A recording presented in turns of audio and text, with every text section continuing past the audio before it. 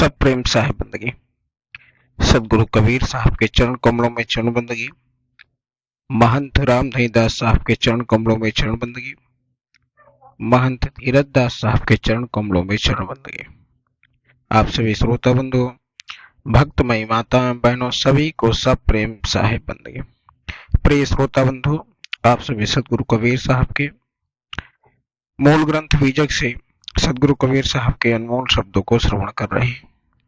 इसी कड़ी में सदगुरु कबीर साहब ने बीजक में अपने रमणी नंबर से 15 में बता रहे, समझा रहे हैं कि मनुष्य के अंदर किस प्रकार से अहंकार का बादल छाया हुआ है। साहब कहते हैं,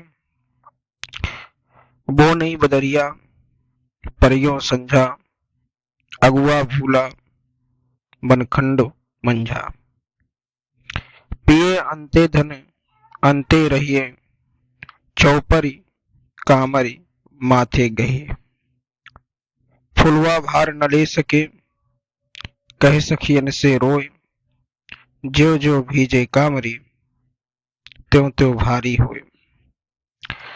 अब साहब ने यहाँ समझाया है कि जो मनुष्य है उसके अंतःकरण हृदय में अज्ञान बसा हुआ, अज्ञान का बादल छाया हुआ, इकट्ठा हुआ।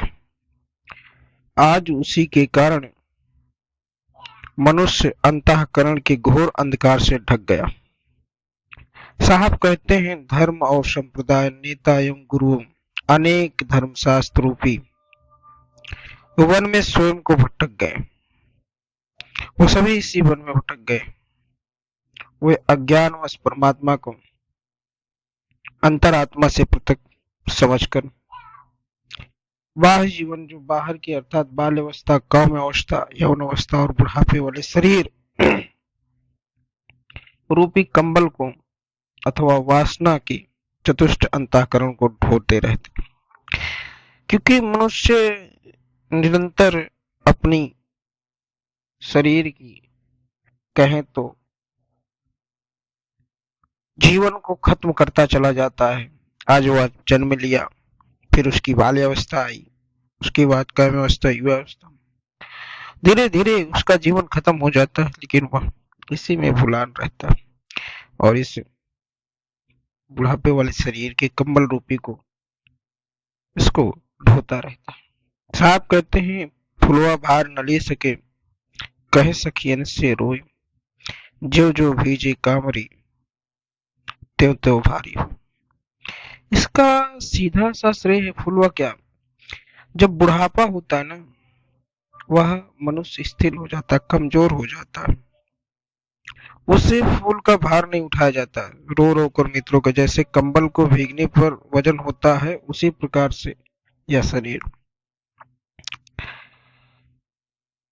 ये शरीर एक फूल रूपी जो है, जैसे जैसे शरीर काम वासनाओं और इसमें ग्रसित होता है, वह अपनी चरम सीमा पे रहता है और फिर वह सदगुरु कबीर साहब कहते हैं कि वो परम पिता परमेश्वर की भक्ति नहीं करता, ईश्वर को नहीं ध्याता, और जब वो अंतिम समय आता है तब उसे याद आता है। फिर जब शरीर स्थिर हो जाती है तो क्या करेगा, वो रोता है बैठकर, फिर इस शरीर को वह ढो नहीं पाता, वह चल नहीं पाता, रोता है, उस परमात्मा को याद करता है कि जब मैं जवान था, जब मैं मजबूत था, तब मैंने ईश्वर की भक्ति नहीं की। हे ईश्वर, मुझसे कैसी भूल हो गई, काश मैंने भक्ति की हो। और फिर वह पड़े पड़े उस उम्र को निहारता है, उसको याद करता है, क्योंकि जब समय चला जाता है तो फिर समय वापस नहीं आता। साहेब कबीर आपको दृष्टांत समझाते हैं कि आप ईश्वर की, उस प्रभु की, उस भगवान की, उस गॉड की, उस अल्लाह की कभी भी भक्ति कर सकते हैं, उसकी पूजा कर सकते हैं, अर्चना कर सकते हैं। लेकिन मनुष्य दिन रात कामकाज और तमाम चीजों में संलिप्त रहता है, लेकिन उससे 10 मिनट के लिए भी समय नहीं रहता कि वो प्रभु की भक्ति कर ले।